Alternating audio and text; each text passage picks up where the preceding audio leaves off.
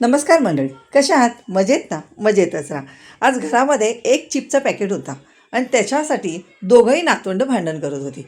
त्यांना म्हणले दोघांना अर्धा अर्धा दे, नाही पूर्ण पाहिजे. मग काय घेतला, एका बाउलमध्ये कुस्करून घेतला.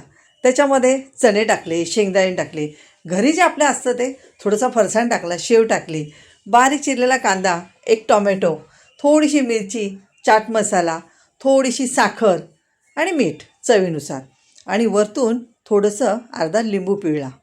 छान असं मस्त पिळून घेतला आणि भरपूर अशी कोथिंबीर आणि बारीक शेव टाकली. सर्व मिक्स केलं. मिक्स केल्यानंतर मग काय दोघांनाही अर्धं अर्धं दिलं. ते भांडणं सोडली आणि दोघंही त्या भेळवरती तुटून पडली. नक्कीच अशी भेळ बनवून बघा. खूप छान लागते आणि झटपट आणि चटपटी होते. आवडलं तर लाईक, शेअर, कमेंट करायला अजिबात विसरू नका. थँक्यू.